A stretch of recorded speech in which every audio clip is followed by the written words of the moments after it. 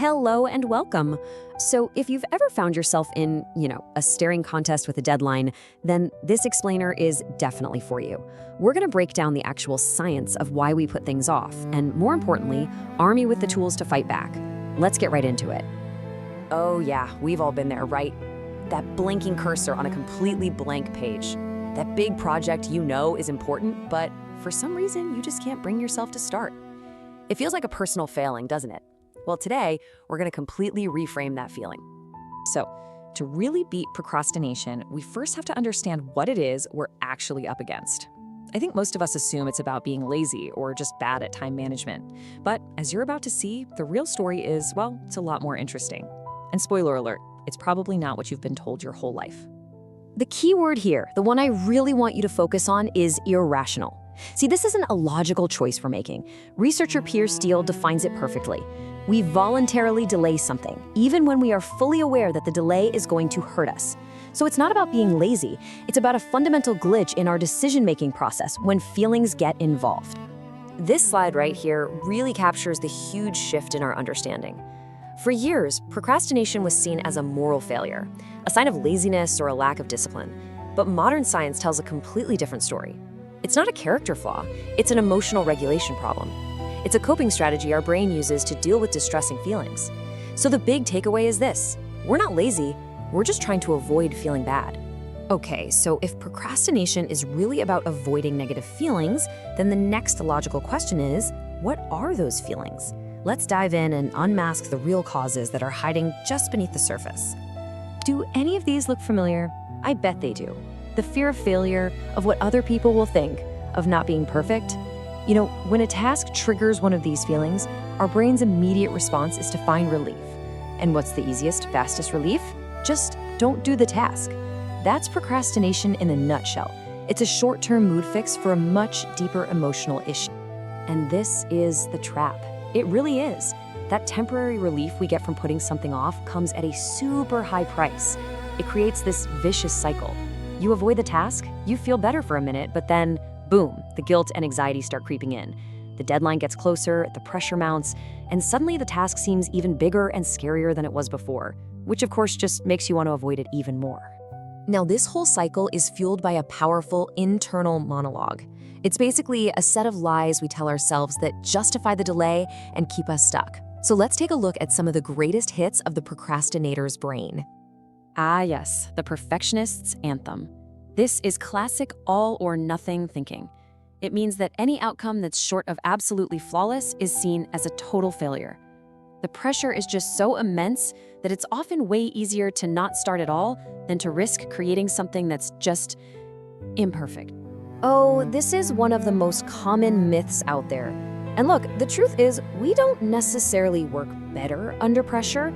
For a lot of us, it's the only time we work.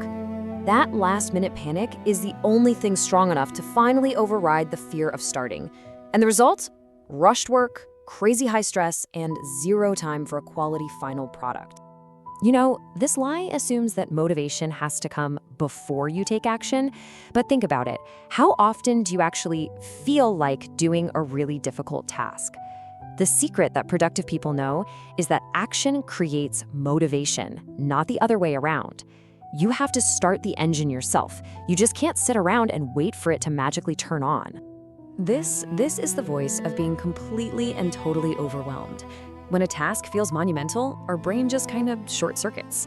And this belief is what prevents us from taking that crucial first step. Because why would you start a journey you're already convinced you can't finish?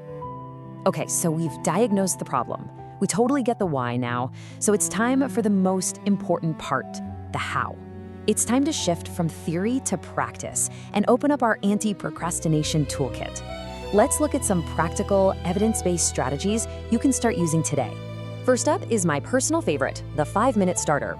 This technique is just brilliant because it lowers the barrier to entry to almost zero. The goal isn't to finish the task, it's just to work on it for 5 minutes. That's it. Research shows this simple commitment can cut procrastination in half, because once you start, momentum often just takes over.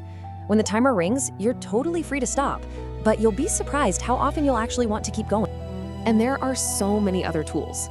For all you perfectionists out there, embracing good enough is a total game changer. For those who need a reward, try temptation bundling, like you only let yourself watch your favorite show while you're folding laundry.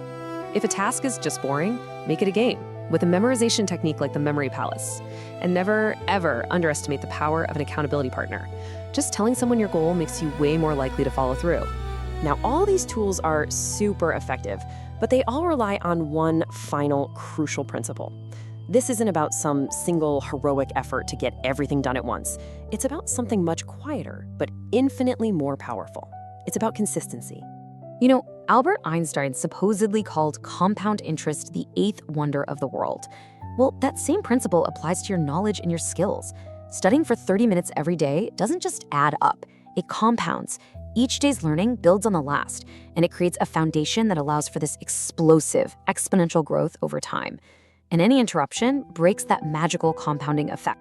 And this graph shows the difference perfectly. On the left, you see linear growth, just saving a bit of money each year without any interest. It grows, sure, but now look at the bar on the right. That is the power of compounding. The same initial effort, applied consistently, results in dramatically more growth. That right there is the reward for just showing up day after day, even if it's only for 5 minutes. So here's the bottom line. Procrastination is not a life sentence. It's a habit that's based on emotion, and it can absolutely be overcome with the right strategies. You have the tools, you understand the why, so I'll leave you with this question to act on. What's one small piece of that big, scary task you can tackle for just 5 minutes right now? Go on, go set that timer.